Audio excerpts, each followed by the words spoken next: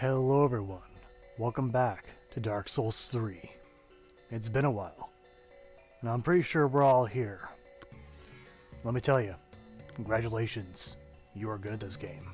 You cannot get to this area unless you get to the end of the game, or you defeat Sister Fried. Either or, both are well accomplished. Now, there's quite a few weapons in this DLC, we've got 18 of them. I'm not sure if all 18 are classified as true weapons, but no matter. As usual, I'll do one nearly every day. I can't guarantee every day, but I'll try to do every day like I used to. Now, what we start with, I figure start with a weapon that some people may have actually walked by, the Aquamarine Dagger. Rather slender weapon, isn't it? But there's something different about this dagger. Description reads, a dagger fitted with an aquamarine crystal, ingrained with a prayer of the old tongue to ward off incident. Perhaps it's parting a gift given that no one sent it off with great travels. The skill, however, is the crystal blade. Release magic from the aquamarine crystals, creating a fleeting blue crystal blade, lengthening up the swing as a straight sword. So it's both a dagger and a straight sword? Good luck trying to classify this. Hint, it's a dagger. Or is it a longsword? Anyway, as we see as it normally is, it's a dagger. But what kind of dagger is this? Well, it's a stiletto. No, not the greaser little switchblade. A 15th century Italian stiletto. The Italian stiletto is kind of like the idea of a rondel dagger, given to knights to finish off downed opponents. So it's best to kill someone when they're on their back, than let them get it back up. The blade is not designed for slashing at all, and usually was blunted, only having a point on it. This little point is good for getting in between plates of mail and such, and or armor, any small gaps you have, or even the eye sockets of the helmet. Ooh, pretty sure we all shivered at the thought of that one. So yes, that's what a stiletto is, the Italian version of the rondel dagger. Going on to the stats for the Aquamarine Dagger. Physically, well, we got okay physical damage, I guess. We got the 120 roughly, or 130. But the bonus is pretty garbage. Together you only got 43. That is only a third of the base damage. Oof. Moving on from that, we got the attribute bonus. We got E for strength, D for dexterity, and a D for intelligence, since it is a crystal blade, and crystals often associated with magic. Attribute requirements, you need 5 strength, 14 dexterity, 18 intelligence. Alright. And the crystal blade move has 8 FP, and then 2 and 3 for the respective moves. And the weight of the Aquamarine Dagger is rather light at 1.5, so this might make the lightest sword in the game. In that respect. But still, that bonus damage is pretty bad. Yeah. Moving on to the animations of the Aquamarine Dagger. The basic attack is slashing, even though it's not supposed to be a slashing weapon. Power attack, you got more slashing. The standard moveset for the dagger. Nothing impressive here. Two-handed wise, you got the initial jab and then more slashing. Again, slashing is not supposed to be used with this dagger. And you got the power attack, heavy slashing and dropping the dagger down, thus destroying the edge or the point immediately. Rolling attack makes the most sense so far. It's only a jab. And the heavy rolling attack is a heavy slash. Now, you also got, pretty much you got your kick and your power lunge attack, also. Now, when you hold your ability button, you see you draw out the blade. Very fancy-like, as if it was one of those switchblades. However, you can only walk with this out. That's not that great. Alright. For the basic moves, it's treated more like a rapier actually, other than a straight sword, as you see. And also got the power attacks, which is a heavy jabs.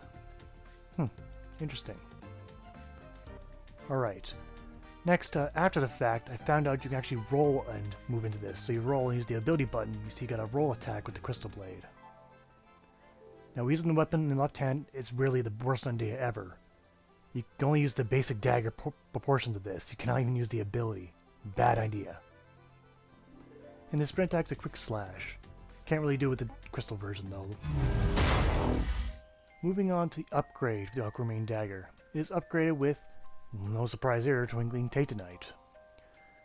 Okay, as for upgrades, you get a decent amount of damage for both, roughly 8 or 7, and the bonus gets a very, very little upgrade. Ugh. My dexterity and intelligence are both like around 32 to 35 range, so it's not exactly lacking here. But still, the bonus damage is bad. You can see that even the bonuses from dexterity and intelligence went to C, but this did change very little in the end. Decent damage, crappy bonus. Also, it needs to be said that this weapon cannot be infused. No surprise, it already has magic damage, and it's already quite different, so, oh well. Don't really need it. Or do we? We'll find out. Now on the performance, I'll do basic dagger damage, and then I'll do the crystal damage. So we'll get a backstab in there, very nice. Almost 600 damage, which is expected. Basic dagger damage is 120. Alright. Now let's try the... Okay, I've got the basic attack. It's 180 almost, so quite a bit stronger. And there's a power attack, which is 150. And 206 for the crystal version, so significantly more stronger. And these moves barely take up any energy. Oh dear. Ouch. Oh, I gotta love the fire attacks getting in the way. Oh, okay, did not kill him with that strike, of course. So, it's... I also noticed that the crystal sword is just as quick as the dagger. The only downside is it's a precious few seconds to activate it, as we noticed. Alright, so how powerful it is against these opponents that are resistant against magic. So, 130 for basic attack. Let's try the crystal. Okay, not much of a greater we see. It only gets like around 15-20 more points of damage. So against opponents with high magic resistance, not a whole lot of point, is there? But oh well. Another question I want to ask. Can it backstab the crystal blade? Let's find out. These enemies are always stationary. Draw the blade and let's see. And no. There's no backstab with the crystal blade. How unfortunate. That would have been nice to have it more powerful, but more difficult since it takes a split second to warm up the blade. Alright. Well, that's been answered, but can it go through a shield? Well, if it's anything like a rapier, it probably won't. But oh well. Let's try anyway. Okay, we can assume the dagger won't go through. Okay, it's one power attack. I'll try again. Yeah, it cannot go through a shield. Time to take for the hills. Now on to our old friend the gargoyle. I assume the dagger itself ain't that impressive. Well, it has DPS, but nah.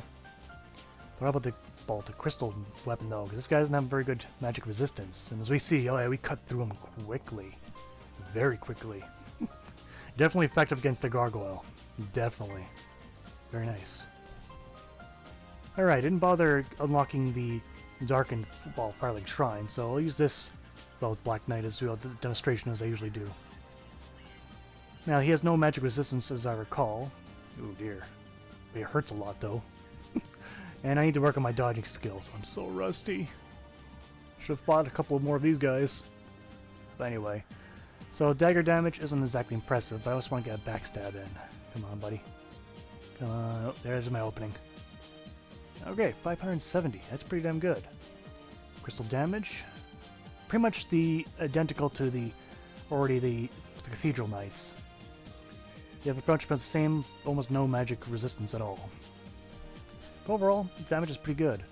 But you gotta pick and choose your targets, which ones are weak against magic. Oh dear. A new challenger appears. Why not? The Feral Beast, or the Maddened Beast, has no magic resistance. We see he takes a little bit more. Took about 20 more points of damage. Now, unfortunately, these guys can't be backstab, as I recall. But even a dagger does plenty of damage against them. But I noticed, the attacks stagger them, so against certain targets with low poise, I guess they could easily be staggered. Interesting. Time to move on to the pros and cons of the Aquamarine Dagger. On the pros, well, it's a dagger and a longsword, or a straight sword, I should say. Longsword is pushing it a bit. And it's built in with that magic damage. Well, it's more or less the magic damage with the crystal blade, not so much the regular dagger if I had to guess, but no matter. And both weapons are incredibly agile and nimble. Alright, cons. You can only walk with the Crystal Blade. That is an issue. Because you're not dodging, or you can dodge, but it turns off the blade. Also, the Crystal Blade takes a split second to warm up. Now, that's a very short amount of time, but that's the moment that you can really need. But no matter. Let's go on to the score for the Aquamarine Dagger. Damage, I give it 8 out of 10. It's good, not super good, but it's good. That's more I can say for most daggers in this game. Reach, 5 out of 10. Get the standard, straight sword, reach. Most daggers don't even get that unless it's the Corvarian Great Knife. Animation though, I'll give it 7 out of 10. Even though it used all the basic animations for a regular dagger, the unique animations for the Crystal Blade, it treats itself like a rapier but with an entirely unique animation set. Bonus though, 3 out of 10. It was bad. Bad. Miscellaneous, I'll give it a 7 out of 10. If you're going to use a dagger, chances are you best just take this one. It does magic damage and has plenty of DPS in the weapon itself. So, with all that in total, I give the Aquamarine Dagger 30 out of 50. It's an exceptional dagger. It's about time having a good dagger in this game. I think that's the reason why they created this. It's truly nice to be back in Dark Souls 3. I've missed playing this game. That Neo game, the Japanese names get to me. And the drop tables are all confusing as hell. But no matter. Dark Souls is, in a way, a bit simpler. Even if it is more difficult. But I find this area actually so far pretty easy, despite being on a third playthrough doing this. But that's Showcase for today. I'd like to thank you all for watching and hope to see you guys next time. Take care out there.